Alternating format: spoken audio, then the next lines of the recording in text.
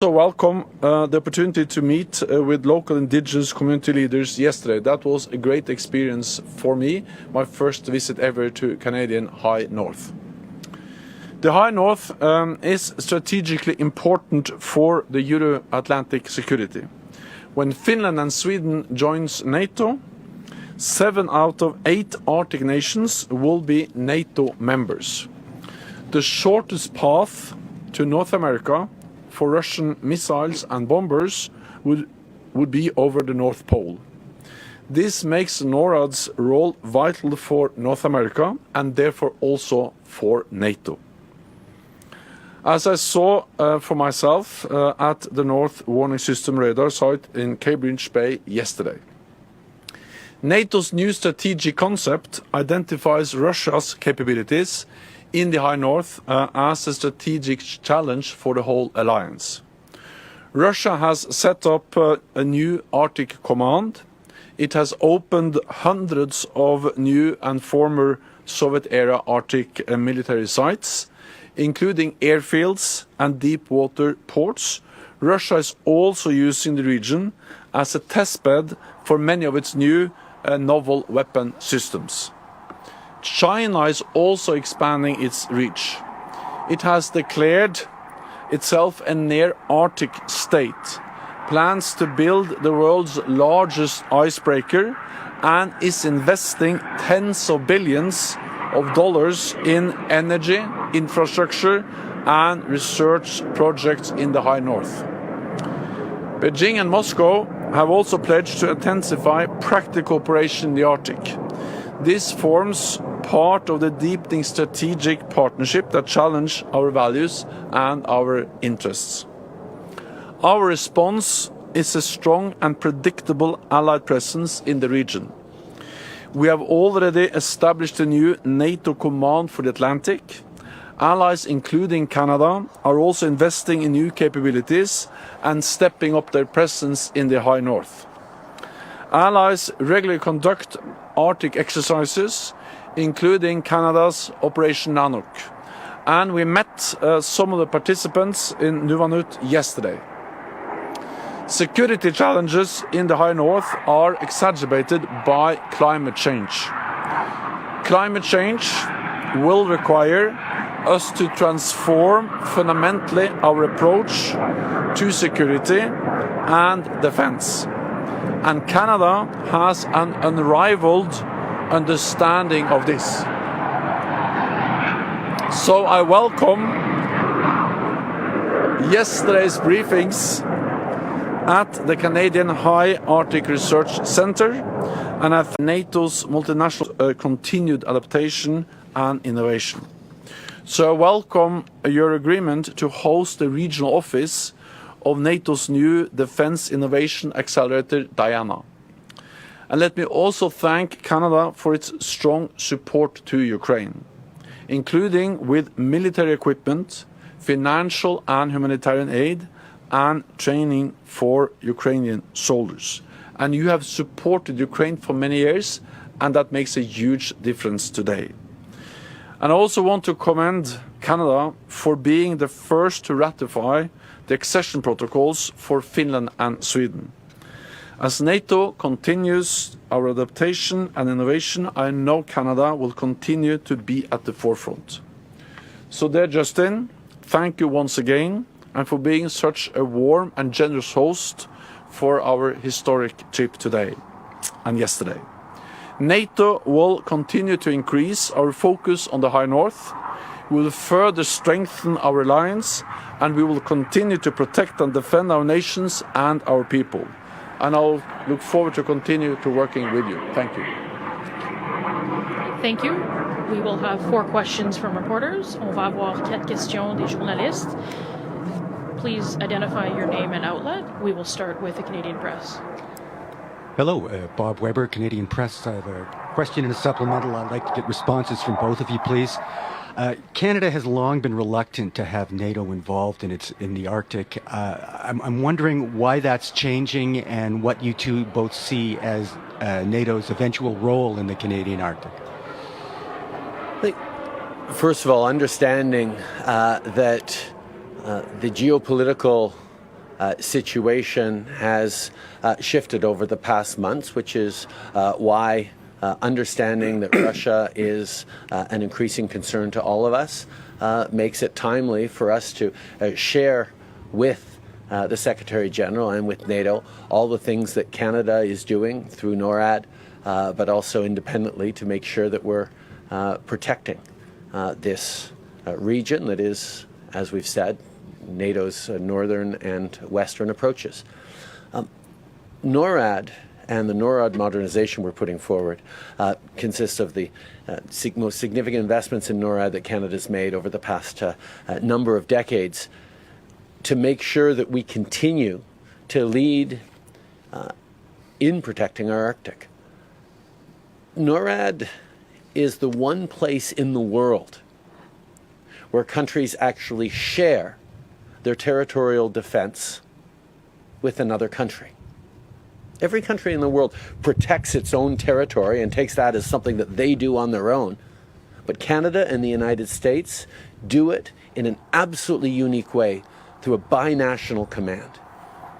And we will continue to lead on the defense of North America. But as NATO members, it is of course perfectly germane to invite the Secretary General and to highlight the work that we're doing as NATO partners in protecting this region. But there is no deep shift in Canadian policy. We are proud members of NATO. We will continue to work with NATO in everything we do and ensure that NORAD is fully equipped to defend North America. NATO is an Arctic alliance, and of course Canada's presence in the Canadian Arctic is important for the whole alliance. It's important for North America, but it's also important for Europe and all NATO allies.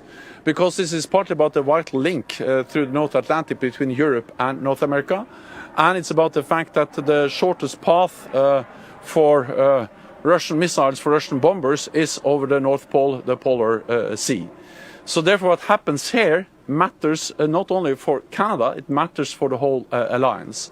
And therefore we strongly welcome what Canada has done in this part of the alliance for decades with NORAD, with the radar sites, with defense capabilities, including what we see here at the Cold Lake base. But we also realize that the importance of the High North is increasing for NATO and for Canada, because we see a significant Russian military build-up with new bases, new weapon system, and also using the High North as a test bed for their most advanced weapons, including hypersonic missiles. Climate change is making the High North more important because it's the ice is melting, and it becomes more accessible both for economic activity and for military activity. And when Finland and Sweden joins the alliance, 7 out of 8 Arctic nations will be NATO allies. So Canada is an important ally. Canada plays an important role in the High North. The High North is important for NATO, and therefore, of course, this is a visit which I appreciate very much, because it highlights that link between NATO and the important role of Canada in NATO. Et permettez-moi d'être très clair.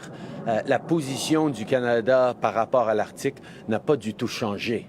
La défense de l'Arctique au Canada se fait par le biais de NORAD, où on a un positionnement unique où 2 pays, le Canada et les États-Unis, assurent ensemble la défense de leur territoire.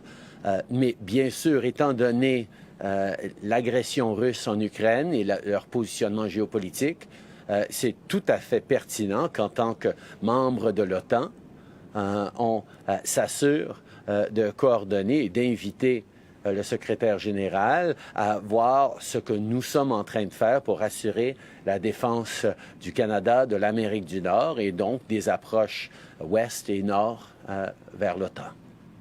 Supplemental, if I may.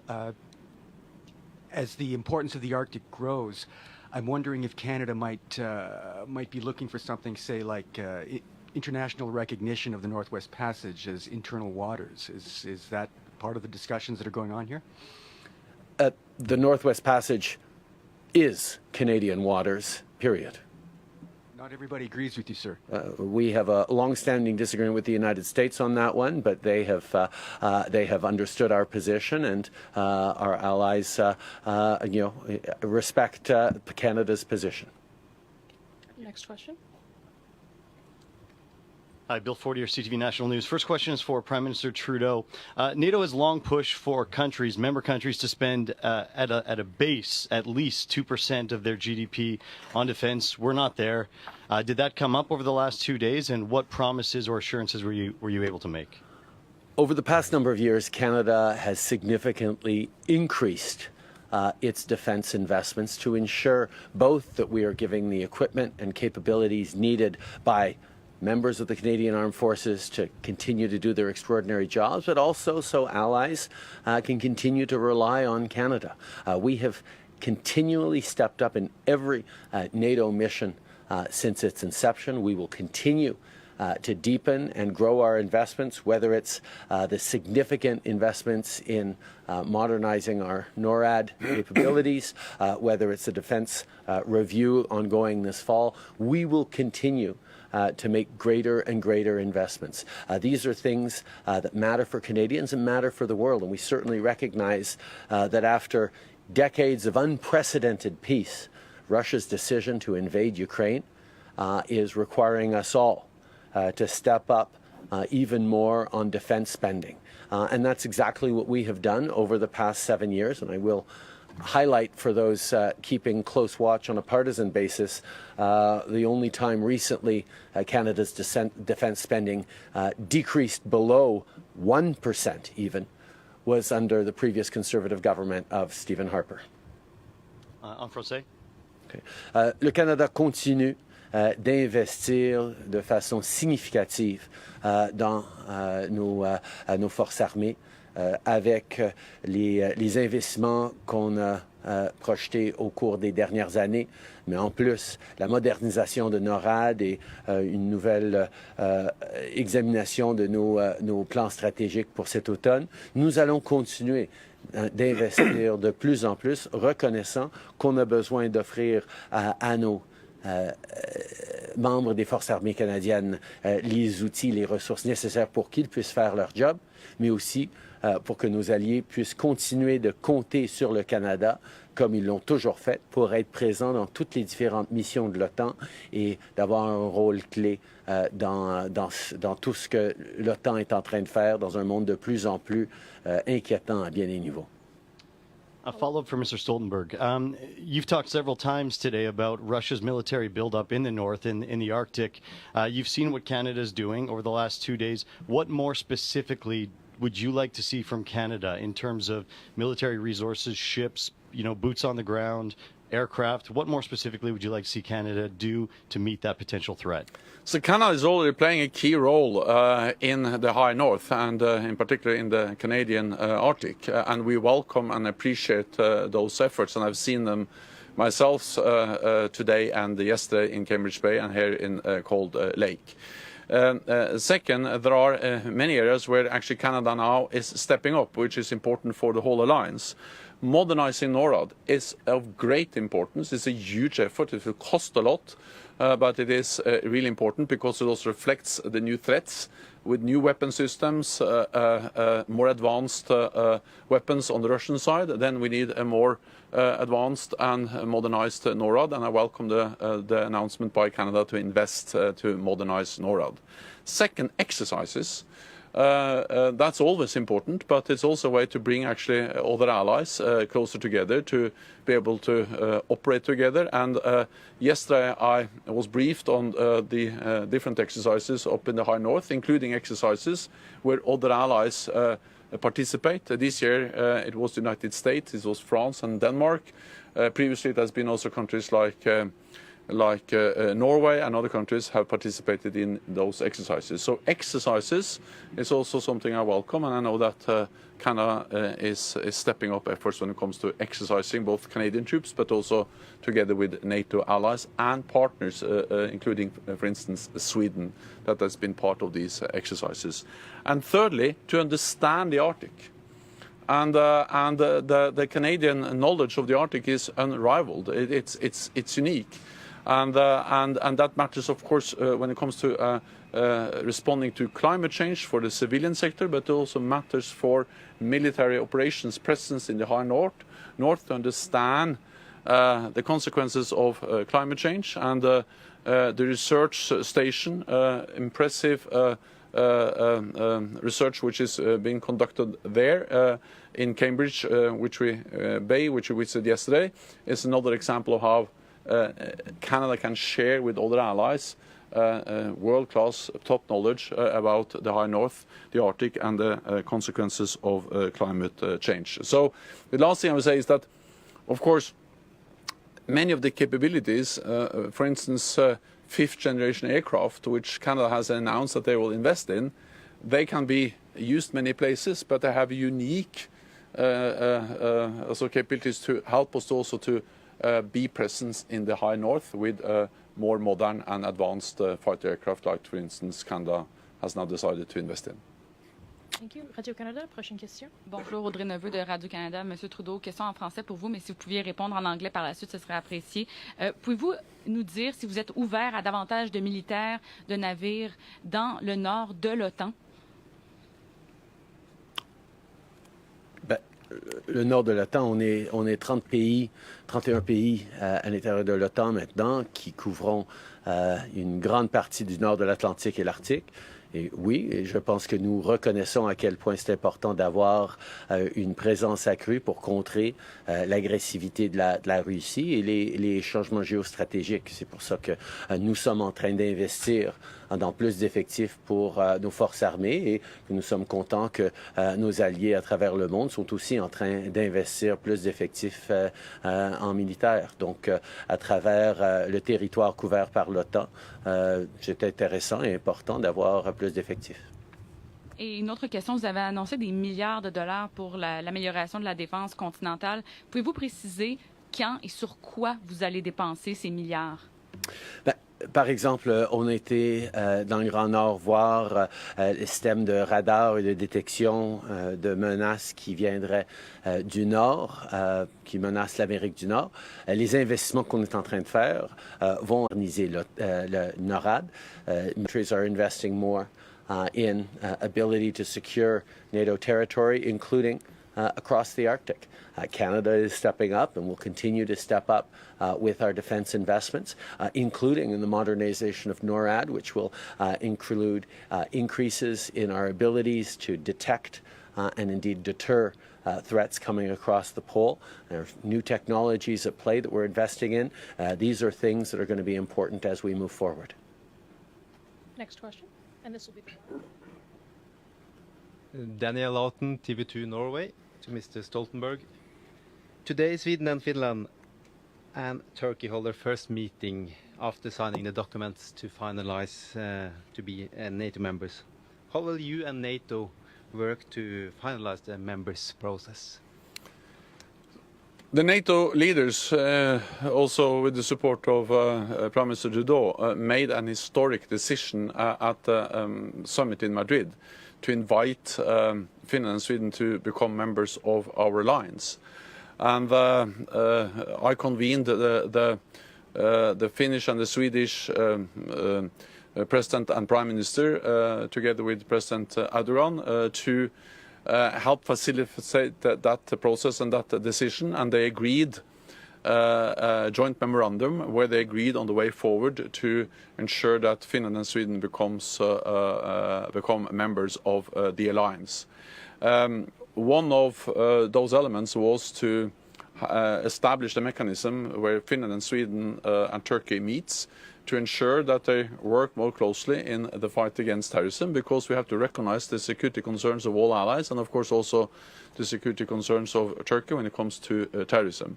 So I welcome that the meeting has taken place. I welcome that Finland and Sweden are following up what we agreed in Madrid. And so far, the ratification process, the accession process of Finland and Sweden has been the fastest in NATO's modern history. There are not so many months ago since they applied. Then we made the decision in Madrid to invite them. And up to today, 23 out of 30 NATO allies have actually ratified the accession protocol in their parliament. And the first to do so was actually Canada. So this shows that there is a strong support for Finland and Sweden joining. And we will continue to work hard with all allies to ensure that we can finalize the accession process with the final ratification of all parliaments as soon as possible. And the follow-up question? Yes. Mr. Prime Minister, NATO stepping up in the high north. Why is the security in this region more important than ever, and which role could the Nordic allies play? Well, I think we understand that a number of factors are going into putting the Arctic in play as a security concern. It has been to all of our credit that over the past many decades we have been able to work with partners and adversaries, including Russia, to keep militarization of the Arctic to a minimum. But the context is changing now for Russia to upend nearly 70 years of peace and stability of a rules-based order by are or will be NATO members. And I think it's extremely important that we continue to step up. As far as the Canadian Arctic is concerned, we have established long-standing abilities through NORAD, Canada and the United States together to protect these approaches to our continent and by extension to NATO. We will continue to step up, including with the modernization that we've recently announced. But for many years now, we've also been ensuring that our NATO allies and partners, from France to Denmark to Germany to the UK and others, are present for training operations and interoperability exercises in Canadians' Arctic, and that, of course, will continue. We all have a role in making sure that the world is safe and peaceful, and NATO, as a defensive alliance, will ensure that we always have the ability and the capacities to defend our alliance and the values that underpin it. Merci. Ceci met fin à la conférence de presse. Thank you.